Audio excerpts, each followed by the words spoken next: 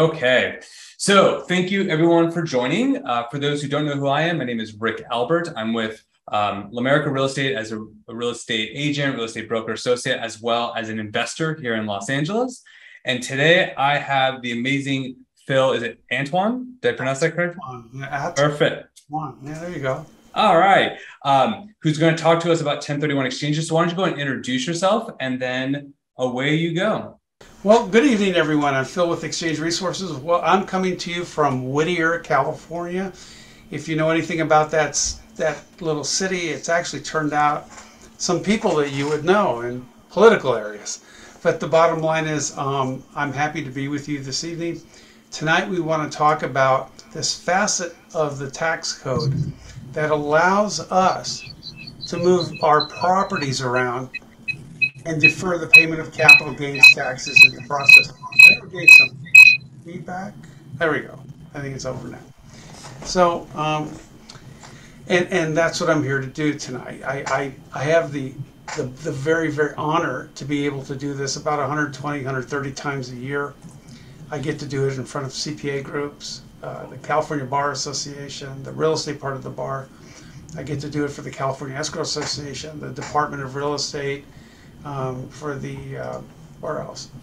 There's a lot of office meetings, associations, and to investor groups. So I'm really honored to be with you tonight, and I hope you will get a lot out of this, because this can help you in terms of your growth of investment property and your hope of where you'd like to go with your future real estate investments.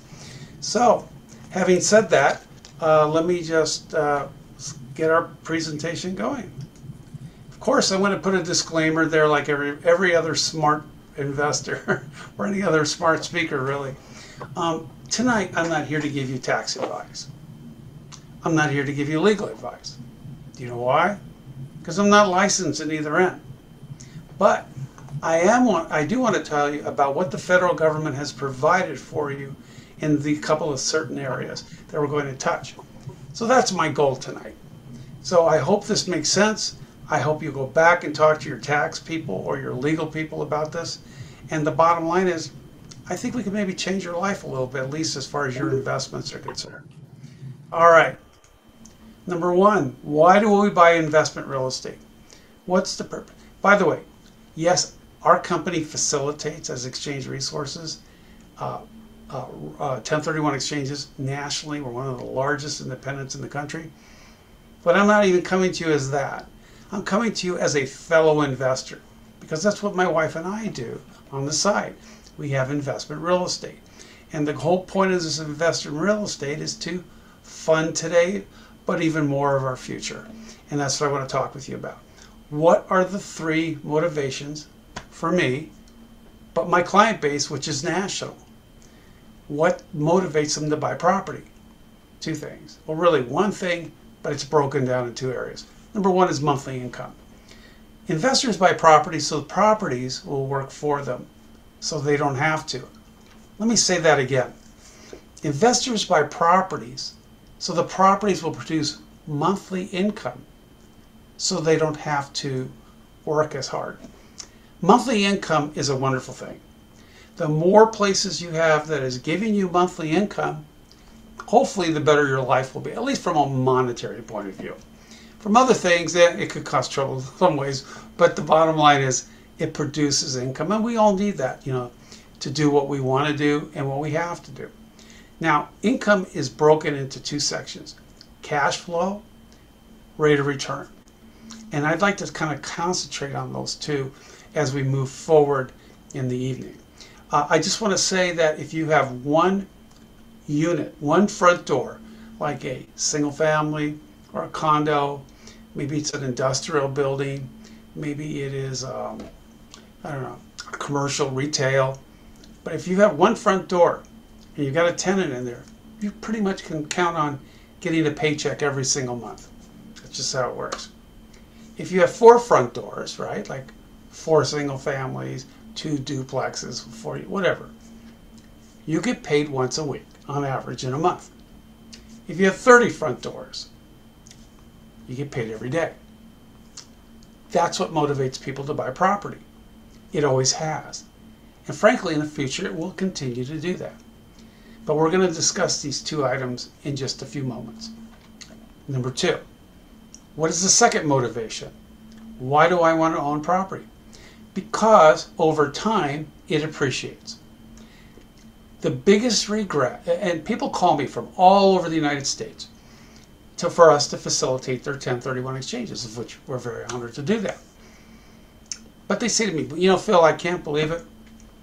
I bought this property for $300,000. It's worth $1 million now. I bought it for $1 million. Now it's worth $2 or $3 million. And I say to them, well, congratulations. And then I can become a little bit of a smart aleck. And you know what I say to them? I bet you wish you bought one more. And they start laughing and say, boy, do I ever. Folks, the biggest regret investors have is they didn't buy one more, or two more, or three more, as they had opportunity to do so. And obviously opportunity is a very important thing. But the whole point is, even when you see a bubble and it crashes, and I've been doing this, by the way, from the title end into the exchange end for the last 40 years. When I first got into business, interest rates dropped to 18.5%. Well, I wouldn't complain too much at 5.5 today. But you can't drive in the rearview mirror, looking in the rearview mirror. You got to drive looking forward, or you're going to crash. Even though what happens is when values go up, then they come back down again. Seasons change, the calendars change, the time of day changes, real estate values change. But as they go down, they come back up again. And at least in my lifetime, and I've been around probably longer than most of you are listening to me tonight, the bottom line is it always goes up higher. It just seems to do that. There always seems to be a demand. So the bottom line is, over time, in property is not just a great income producer on a monthly basis, but it's also a good asset that will appreciate. Number three, the third motivation is to have a tax write-off. Let me tell you why that's so important. Because today, the more you make, the more the government takes. You see, they just don't take. A lot of people are yelling and screaming about a flat tax. There's a lot of opinions on both sides of all that. But the bottom line is, at least the way our tax system is now, you go to a higher tax bracket when you exceed a certain amount of income. So the bottom line is, you need as many tax write-offs that you can get, because I'm going to give you 5 words that'll change your life. The government wants your money. And the bottom line is, the more you make, the more they take. So real estate offers you a few things. Number one is depreciation. You see on the left-hand side on the bottom, if it's a residential building, you'll get to depreciate the improvement or the building over a period of 27.5 years. And your CPA then you'll come up with the difference between the land value, the building value, divide the building value, if it's residential, by 27.5 years. If it's a commercial building, they'll divide it by 39 years. So whether it's residential or commercial, whatever that number divides into, that's how many years you have what they call depreciation. It reduces the amount of income taxes that you pay each year on the rents that the property generates. So, having said that, anytime you put in capital improvement, you create additional depreciation. It's a wonderful thing. And you know, there's other things that you get to write off. Interest, property taxes, insurance. They're just, you go drive to the property, you write that off. You get to write off almost anything, it seems, on property. So it's the purpose of writing off is to create more income for the whole owner. So there you have it. There are the 3 reasons why investors want to own property. But the big question lies in the yellow box on the right. How do I get my properties to work harder for me so I don't have to? How do I get them to do better? Well, I want to show you a concept that investors have been using for decades. And this concept tends to work pretty well. and I want to show it to you if you're not already familiar with it. Let's say you own two properties. So everybody who's on this call tonight own two properties. Property A in red on the left, property B in blue on the right. All right? Now, you own them both. Let me tell you about these properties you own. You closed escrow on these acquisitions in the same month of the same year. So you've had these properties for at least 12 or 15 years or longer. Number two, these two properties are identical properties. Same floor plan, same square footage, same lot size, same condition, and they're on the same street in the same city. They're identical buildings, folks. The only difference between A and B is A has more equity. Maybe you've been putting more in principal pay down. Maybe you refinanced B and took some equity out. But whatever the reason is, A has more equity than B, and that's really about it. So let's talk about those three things, those three motivations. Number one, we said income was in orange there. It's broken down into two sections, in cash flow and income. So let's ask the question, which property, based on the equity levels and based on where they're located and the square footages they are, which property currently would cash flow better for you? Would you think it's property A with a lot more equity or paid off compared to property B? The answer is, did you figure it out? Did you say A? You're right. Why? Because there's less debt service or no debt service. You're in the process or have succeeded paying off the property. So your actual cash flow is higher because you have debt service on B. Now let me just get real straight with you on this one. That's true what I just told you.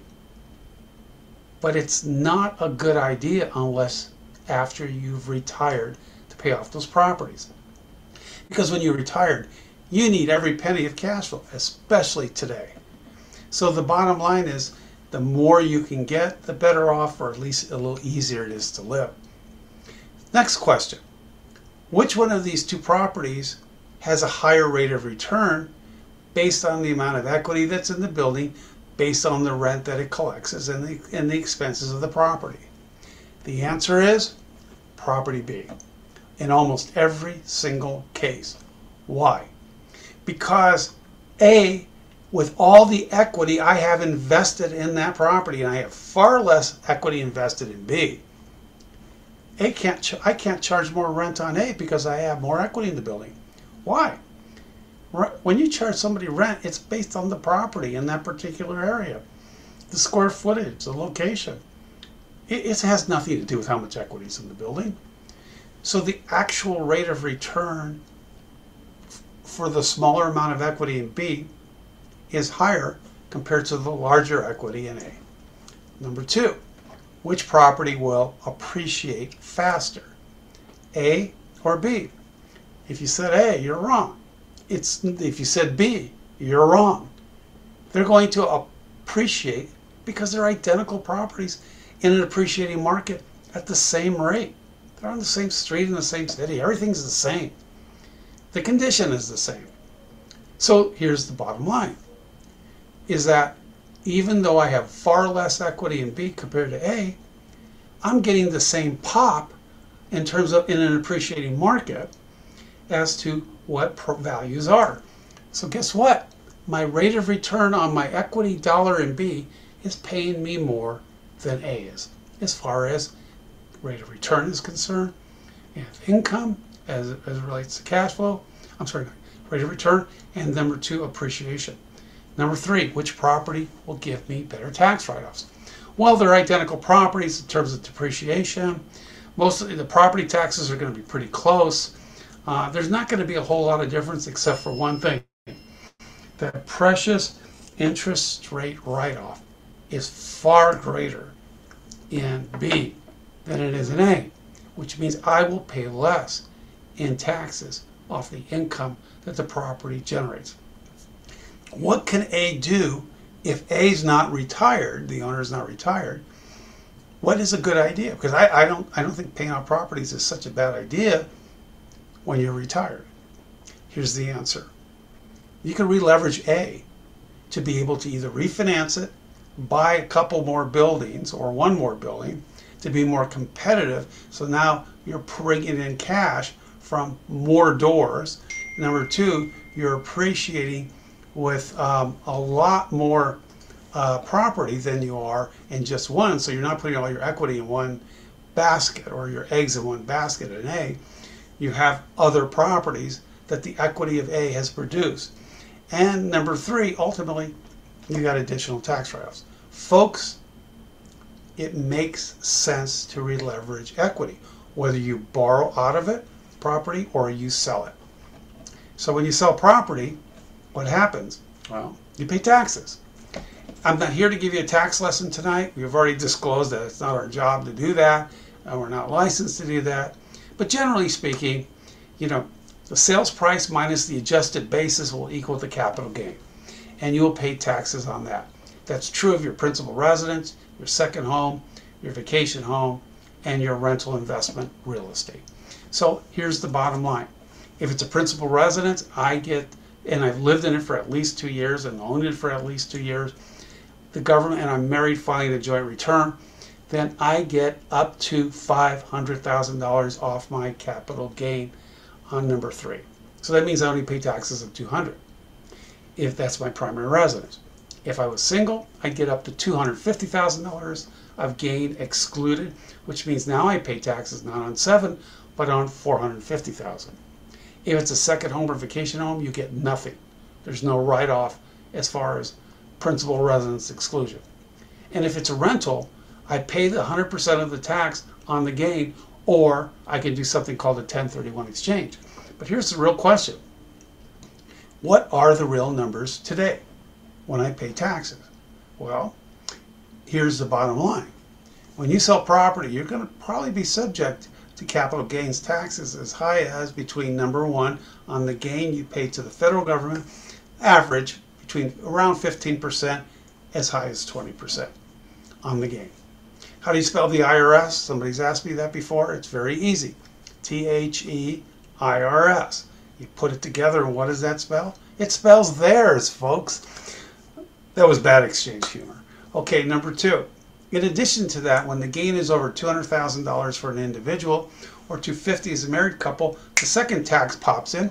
It's called the Medicare tax, the health care tax. Some people call it the affordable health care tax. Some people call it Obamacare tax. Frankly, I don't really care what you call it. You have to pay it. And that's the bottom line. That's an additional 3.8%. Number three, you pay the state tax to California. California is the number one state tax in the country. California has already rumored that after the November election, they're going to talk about raising that 13.3 cap to 16 plus. So, and they've already tried to do that back in 2020 when we were bleeding heavy-duty money because of COVID. So the bottom line is, if we have such a big deficit, I don't know why the state feels like they have to raise the rates. But the bottom line is that you have to pay the state of California. So if it's your investment, if it's your primary residence, your second home, your vacation home, or even a rental property, you pay all of number one, number two, number three, depending on your bracket and your income and how much you made off the property, blah, blah, blah. But if it's a rental property you're selling, the government says, hold on. There's a fourth tax, and that fourth tax is called the recapture depreciation. That means all the allowable, keyword here is allowable, depreciation that you were allowed to take, whether you took it or not, is taxable at 25% when you dispose of the asset through a taxable sale. So you get to pay another 25% on what they've already allowed you to take, whether you took it or not, in depreciation. So, what's a 1031 exchange? Created 101 years ago. And 101 years ago, the IRS said, or not the IRS, it was really Congress that said, we're going to allow you to take that adjusted basis, that capital gain that we just discussed, and we're going to let you take it to another property. And guess what people are doing? They re-leverage the equity from what they're selling into better units, more doors, for more appreciation to take advantage of that when the market goes up, and for more tax write-offs. You're allowed to defer, not tax-free, but tax-deferred, into what you're going to exchange into. It's a like-kind property, but we'll talk about that in just a second. Into newer, better property that you would like to exchange into. So what happens if I don't exchange, or I do exchange once or a couple of times in my lifetime, or maybe several times? Will I eventually pay the taxes if I do this exchange? The answer is yes, if you cash out on a sale and not do another exchange. So you're taking that old basis with you, that old $300,000 adjusted purchase price or adjusted basis from property to property to property. Well, guess what? If you sell it at $3 million when you're old and gray like me, then if you sell it for $3 million, you've got a $2.7 million gain, roughly. You're going to get killed with those numbers.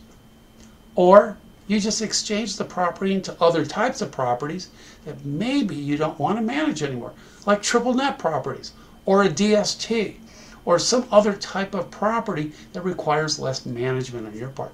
Maybe you hire a property manager.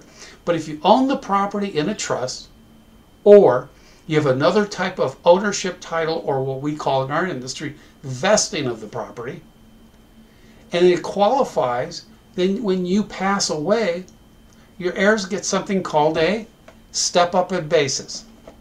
You know what that means in English? That means that $300,000 original purchase price with that basis that got adjusted and went with me from property to property to property, it dies like I died. It steps up at the date of death to the fair market value of the property the day I died. So if it's worth $3 million when I die, guess what? My wife, my heirs, they get the building at $3 million, which means if they sell for $3,100,000 because it went up $100,000 and they inherited it at the $3 million step up, they have a $100,000 gain minus closing costs, which means they're going to pay zero in taxes, in capital gains taxes. Remember, you need to consult an estate planning attorney or a really good CPA who understands this. Attorneys, tax people are much like doctors. If you have a need, you want to go to a doctor that specializes in real estate in these areas. And not all of them do. And the good ones will tell you that as well. All right. How do you determine, sorry to interrupt, how do you determine what the actual value is? Is it more of you just pay for an appraisal? You can do that. Some of the most, like when those, what are they called? The 721, no. Well, whatever that final tax return is, I can't think of the number is. What it is, what it's called. But usually if it's going to be above the estate tax, you know, like right now it's at 11.5 million. So if it's over 11.5 million, you're probably better off getting an appraisal. But if it's under 5 or 7 million in today's standards, I think comps at least would be okay, though it never hurts to have an appraisal, that's for sure. Yeah, good question. Anything in the chat box we need to address at this point? The only question I got actually from a different group that couldn't make it was, is there any other ways to save on capital gains besides the 1031 exchange? Yeah, die. You gotta die. Got it. You get stepped up and life is good for your heirs. Maybe not for you, but it is for your heirs. Got it. So die. And then even then the other people benefit, not you. I mean, maybe your dad might be able to share a little bit of light on this. He actually mentioned it was form 706 or... That's it, 706. I haven't used the number in a while and I had forgotten it. That's what it is. It's a 706 tax return. Thank you for that. You got it. To your dad, I said thanks. Okay, so, or was that you who came up with that? No, he did, not me. I'll give credit where credit's due. Absolutely. It's not what you know, it's who you know, right? Anyway, so here's the deal. If you decide to sell the property, right? And so you call up Rick, and Rick is going to list and sell your property for you. And he's going to ask you, if he finds out that there's a tenant in the building, he's going to talk to you about going back to your CPA to find out if a 1031 exchange is right for you, right? Because of the gain that we just discussed earlier. If the answer is yes and you want to exchange and re-leverage the equity and go into a better property someplace else, you may do so. But to do that, you have to hire a company like ours who facilitates exchanges.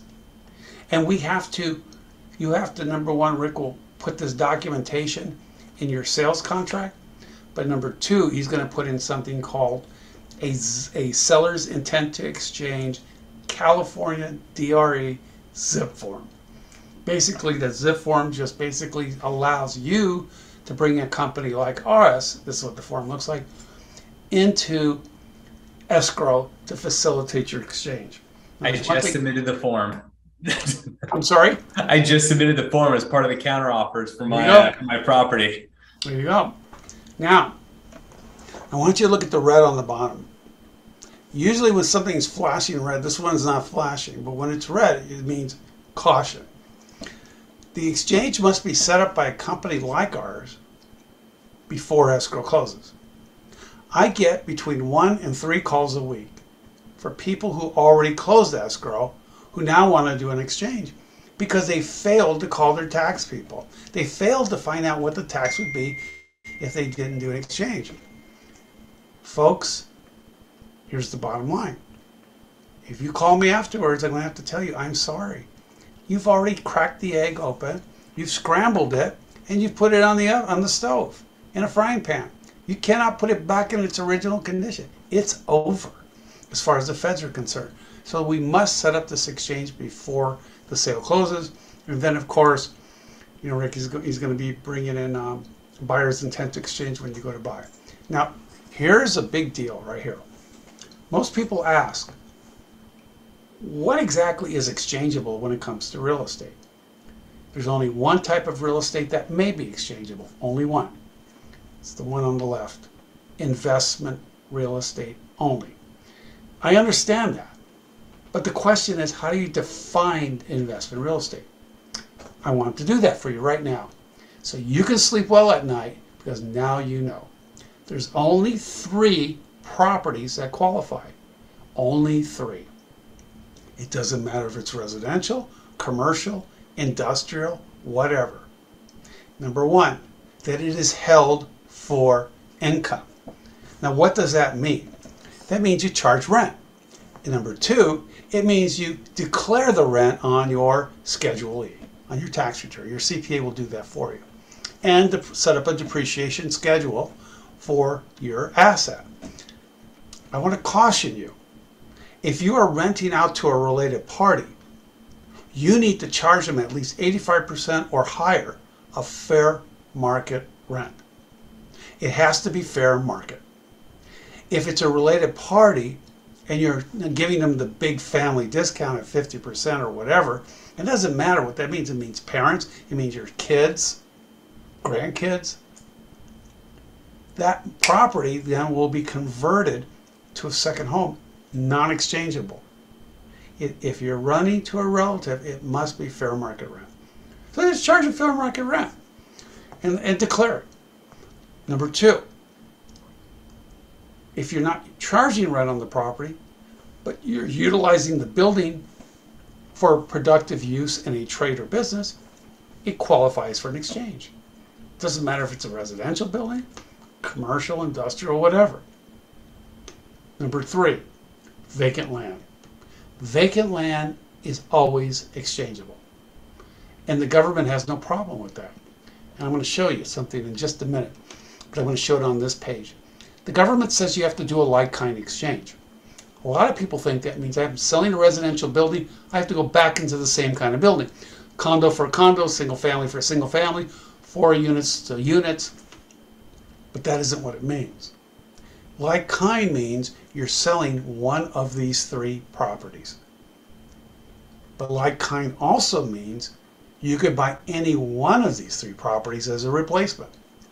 So you can go from a condo residential income producing to vacant industrial land, raw land. You can sell a farm and you can buy a single family rental as long as you're not living in it. it's got to be rented, right? So that's the bottom line. These three definitions usually come with a 2-year holding period. What that basically means is you have to show at least a couple of years of rent on your tax returns. Now, some tax people will let you go 2 tax years. What does that mean? Well, that means September, October, November, December of 2022 and all of 2023. That would be not 2 full years, but 2 tax years. But that's up to your CPA. And the more you test the waters, the more likely the audit will happen. So the bottom line is be careful, be careful, be careful. But that's what an investment property is. Your principal residence cannot be exchanged. But if you own a multiple unit building, the pro rata portion of the investment portion of the building may be exchanged.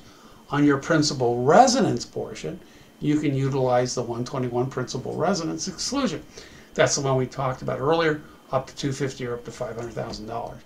Second home, vacation home, business asset, flipping and developing are not qualified in a 1031 tax deferred exchange. And you can do a mix, right? So let's say I have $700,000 in equity on my house. I rented it for the last 2 years, but I lived in it for the previous 2 years. So that if I'm married, the first $500,000 I actually get to keep, and I only have to do a 1031 for the remaining balance. But because it was rented for the last 2 years, but I still lived in it for the last 5. You can do both. Got it. I don't have that slide on this presentation. It's for my more advanced class when I get in front of the tax. I think that's a compliment. Yeah, it is a compliment. I mean, imagine that. You know when the government changed that, folks? It actually was a change on February the 14th, which is what day? Valentine's Day of 2005. And I have the revenue procedure and the link to the IRS website to prove that. So, and a lot of people tell me no. And I say, I'm not that smart, but I know what's in that code. And every time I give it to them, the tax people say, I never knew it was in there after they read it. So it's a good thing. Now, there's 5 or 6 different ways really of doing this 1031 exchange. But time tonight ain't going to allow that. So here we go. I'm going to talk about the 2 that are utilized the most. The first one is called a delayed exchange. A delayed exchange means that we're going to set up the sale as a 1031 exchange after you go into escrow before the closing, right? But once the closing happens, that begins that clock you just saw, that stopwatch, if you will, that we just had on the screen a minute ago. Beginning of the close of the sale, you have 180 days, not 6 months. You have 180 days, which is what? Roughly 3 days less, to close escrow on whatever you're going to exchange into. Any kind of like-kind property, investment real estate we just discussed. 180 days max. If that 180th day lands on a weekend, when the county recorder is closed, the title company is closed, the escrow companies are closed, or are closed, you do not get to the next business day. It's that day or before. The government will not extend it to the next business days because this is not based on working days. It's based on calendar days. So if you're lucky enough for it to end on a weekend or a holiday, like Labor Day, as my relatives in New York would say, forget about it. You do not get to the next business day. It's that day or before. Number two is the most difficult part of the exchange. You only have 45 days, the first 45 of that 180 days, to identify the address or the tax parcel number or the legal description, however you want to call it, of the property that you want to exchange into, that investment property. You know what that means? You better know what you're buying before you close the sale. You need to be making offers. You need to be out there. And the bottom line is that you can use that zip form that we just talked about, the seller's intent to exchange, and you could negotiate an extension to the sale so you're not starting the clock of the 45 days and the 180 days. You're extending it out maybe another month. But that has to be negotiated.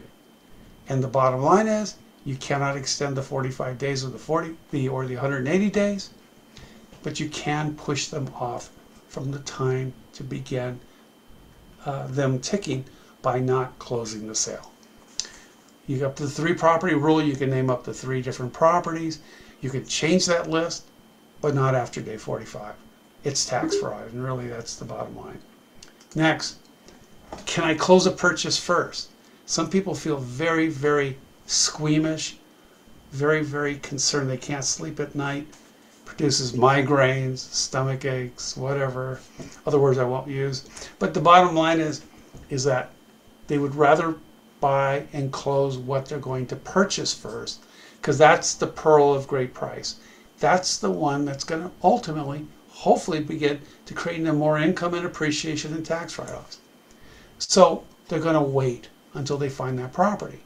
And then when they get it, they'll bring in their own cash, or they'll bring in cash and a lender with them. We have to be a part of that. To close any sale or any purchase always has to run through us. And the bottom line is we will set that up as something called a reverse exchange. A delayed exchange, close the sale first and then the purchase 180 days later. A reverse exchange is close the purchase first and close the sale as far as 180 days later.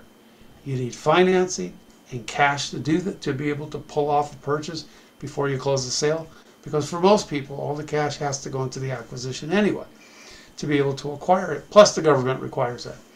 And the second thing is we have to set up a holding corporation that's going to be involved in this process. We don't have a lot of time to go into the details of that tonight, but the purpose of me even bringing it up is for you to know that you can always, if opportunity, you hear that, knocks on your front door and you cannot resist this property because it's going to be a good property for you, you can close the purchase first. But we just have to be involved 2 weeks before the purchase closes so we can set up this holding corporation, which is called an EAT, an exchange accommodation title holder, to hold title to the property you're buying or the one you're selling until the sale closes. And those are the IRS rules and regs. And I wish I had more time to talk about it tonight, but it's a really good exchange. And it's really in demand these days because there's not a lot of inventory to choose from. So they're waiting to find the right property first. The next part I want to talk about is the clock is beginning to wind down on me, I can tell. Because some of you have already fallen asleep on me. No, I'm just, hopefully not. I want to talk about the IRS monetary requirements, replacement requirements. There's 2 things you got to know. Yes, I'm selling investment property and I'm acquiring. I got that, Phil. You made that abundantly clear. But do you know you're exchanging actually more than just property? There's 2 other things you're exchanging. All the cash from the sale needs to go into the purchase. All of it. If you keep any of it, it doesn't disallow your exchange.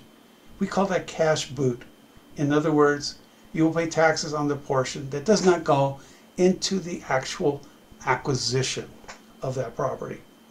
Number 2, if you're paying off one or multiple loans on the sale, and title company won't insure it if it's not paid off. So the bottom line is, whatever your mortgage balance is that's being paid off at the close of the sale, you must reborrow the same amount or more on the purchase of the replacement property. If you borrow less, you'll pay taxes on the difference. So really you're exchanging property. We tell people all the time you're buying for equal or more, but what you're really doing is moving all the cash over and you're reborrowing debt. So you're taking the same scenario, but you're placing that scenario in different properties. And what it's total mortgages, correct? So it's your first, your second. It's not just the first. It's all the mortgages, all the debt you have. Right. Yeah. That's the bottom line. What can I pay for, though, out of the proceeds of the sale? Can I pay for costs? Yeah. Commissions that you'll pay to sell the property. Right, Rick? You don't know anything about that. Not at all. Escrow. You have to pay the escrow company or the title company that's going to do the escrow if you're doing it up north. You'll have to pay for transfer taxes, title insurance for the property, transfer taxes. All counties charge $1.10 per thousand in California as a transfer tax, but some cities charge an extra transfer tax. Then you have recording fees for the county recorder to record all the new documents. You have my fees, those lousy 1031 exchange fees. And you have any contractual agreements that you made while negotiating up to the point of closing the sale. In other words, if the buyer asks the seller to fix something or to pay something or to credit the buyer with that money so the buyer can fix it, that is allowable because it's contractual agreement between both parties, the seller and the buyer. Very important. So the bottom line is we can pay for those things through escrow out of the proceeds of the sale. So let me give you a good written example of what that looks like. I sell a property for $1 million. Number two, my costs to sell, those commissions, escrow, title, transfer taxes, recording fees, exchange fees, all that stuff, contractual conditions of sale, is $70,000, 7%.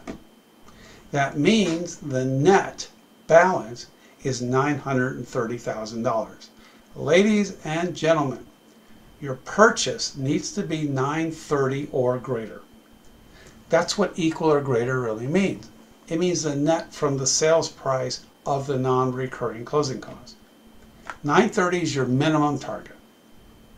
How do you spell that out? Well, if I'm selling the property and, like Rick just said, you have mortgages on the property, all the first, the second, the HELOC, the line of credit, the hard money, whatever those loans are paid off at the close of the sale. Let's say in this example it comes up to $400,000. So that's going to come from your $930,000 net after you pay the closing costs. That will leave you $530,000. That's your equity in the building. That money will be wired from escrow to the bank that we will be in charge of those funds. Those monies, all the monies of the $530,000 has to go into the purchase. If you keep $100 out of that, you pay taxes on $100. If you keep $50,000 of that $530,000, you pay taxes on the $50,000. But the rest of your exchange is good as long as your basis supports it. Number two, if you paid off $400,000, we said that, you have to reborrow the $400,000. And I'll get to what it looks like in just a minute. So really, $530,000 of cash that we're holding that will go into the purchase, plus the reborrowing of debt of $400,000. Let's do the math. $530,000 plus $400,000 equals $930,000. $930,000 is the sales price of the property. I'm sorry, the $1 million of sales price with the $70,000 of closing costs. Same number. Your goal is to buy for $930,000 or more. So you are really exchanging not just property, but cash and loan replacement. Any cash that you use for other reasons, you'll pay taxes on. If you want to put money into the repair of the new property, it's not going into the purchase. It's going into the property after the purchase. It's taxable. If you're preparing your sale property and for sale, your property you're going to sell, your relinquished property for sale, and then you want to be reimbursed for all the money that you put into it, sorry, that had nothing to do with the sale. There's no contractual agreement between you and the buyer. You pay for that as maintenance or capital improvements, whatever they happen to be, out of your own pocket. What if I want extra cash for whatever reason? How about if I overborrow when I buy? So instead of borrowing the $400,000, I borrow $450,000. So I get $50,000 at the close of the purchase. Any cash that you touch is taxable. Bottom line, end of story. That's the way the government works. But what about the loan? You said, Phil, you have to reborrow the $400,000.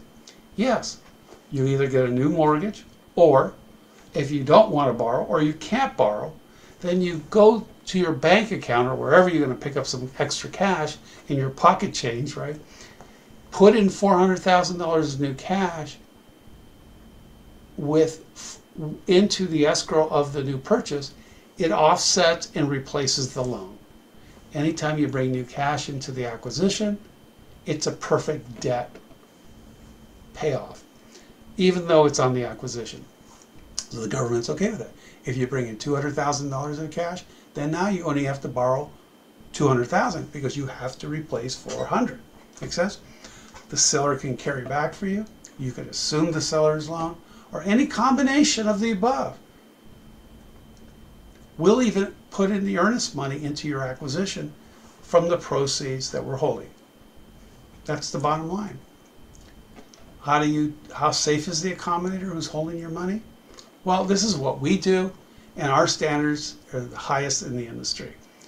This is what, if you don't use us, then you should make sure you take a picture of this page and make sure the accommodator is going to do everything on this page for you. Everything. Number one, you want the accommodator to hold the money in a single client trust account. Never, ever, ever commingle monies with one exchange with any other or multiple exchanges. Bad. Those are the ones that get ripped off by hackers who do their best, who are up 24/7, are just trying to hack into the bank accounts to get your money. Number two, it should never, ever be in a corporate account of the exchange accommodator, only in that client trust account, because they use that corporate account for business, right? That means they're going to use your money to pay their bills, and that's not a good thing. Number three, taxpayers should execute an authorization to release funds in writing. Never, ever let the accommodator accept a verbal. It has to be in writing, and once the accommodator receives the request in writing, then the accommodator needs to get back to the client to verify if they sent them a request for something and let the client tell you yes to move funds. And let them be specific because they just filled out this form. We have to verify, verify, verify. Make sure they have plenty of bonding, errors and omissions insurance, internal legal counsel. We have attorneys that oversee our administrators who are in the assistants who are administrating all the files. Beware.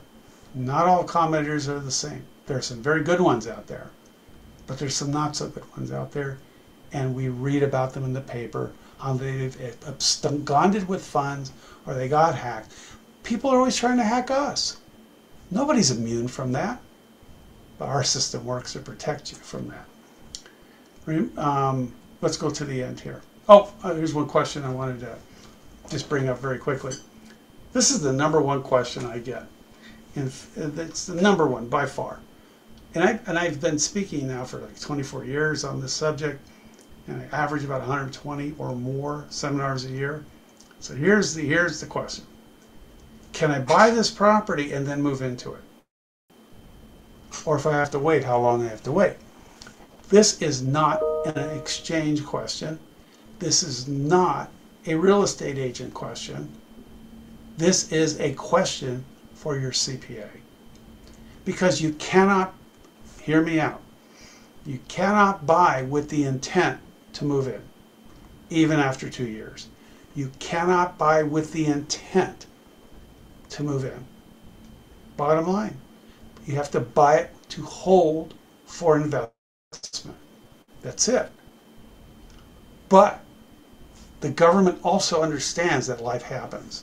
What does that mean? Well, things change. Things can happen that is unexpected or unforeseen or unplanned. In those types of situations, you go to your CPA and say, look, I bought this property with the intent to hold, and I did an exchange into it. But something changed. There's a variety of things that can happen to you in your lifetime. We live on planet Earth, folks. Things go wrong all the time. So talk to your CPA. After 2 years, there's that possibility, but not with the intent to do so. If they figure that out, you're dead meat. Anyway, last thing I want to tell you tonight is that, remember we said earlier, the higher the equity, the lower the rate of return. Remember property A versus property B? And it's okay to pay off your properties after retirement. But I don't think it's so smart before. So here's the bottom line. What is my rate of return on my building? Remember, the one with less equity had a higher rate of return? I can even email this to you if you send me a email requesting it. And the bottom line is, you calculate it through gross income, how much you make off the building, minus your annualized expenses. That leaves you your net. And then, Rick can estimate your net equity of your building, how much equity is actually in it.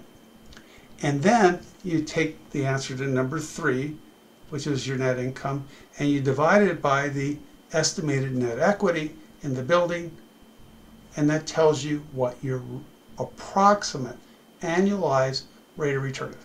This does not include depreciation in it because it's too hard to factor it on a non-tax basis. But you're going to get pretty close. So here's the bottom line. The longer you hold the property, the longer you let the equity go up, that's great. But the lower the rate of return is, like we said earlier, because you can't charge more rent because you have more equity in the building. And that's the bottom line.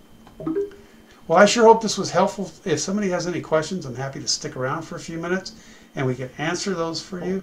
Or you can send me an email this week, next week. I'm off for the whole weekend on Labor Day. But that's my email address, philatwan@gmail.com. My phone number is up there. And is there any question I can possibly answer for anybody who wants to ask me a question tonight? Thank you so much for this. This has been super helpful. So yes, if anyone has any questions, go ahead and post in the chat. I had a couple. Yeah. So one, you're saying there's a 2-year holding period as an investment property. Is that before the exchange starts or after? That's after. So are you talking about after I do an exchange, I buy a replacement property, and then something changes after 2 years and I need to move into it? Is that what you're talking about? I'm talking about even before then. Oh, okay, I know what you're saying. So if you have a building, whether you exchanged into it or just bought it as just an acquisition, you need to hold it and declare rents for 2 years. It's probably a better question for your dad than it is for me. But for those who don't know, my dad's a CPA, for those watching or listening to this. So go ahead. So we're all trying to get free advice from your dad. That's why I try to make attorney friends. There you go. There you go. Really, most tax people will tell you either 2 tax years or at least 2 full years. So the bottom line is that that's basically how it works as far as the exchange is concerned. They want you to show 2 years of returns. Paul, what do you think? You have to unmute yourself though first. Yeah, go ahead and unmute yourself if you like. Special shout out to my father, who's a CPA for a long time. Paul, way to go. Yeah, I would agree 2 years minimum, actually 24 months minimum to do that. There you go. Anything less than that, you're asking for trouble. Yeah.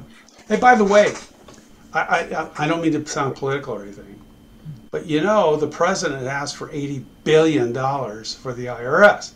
Do you know what that means?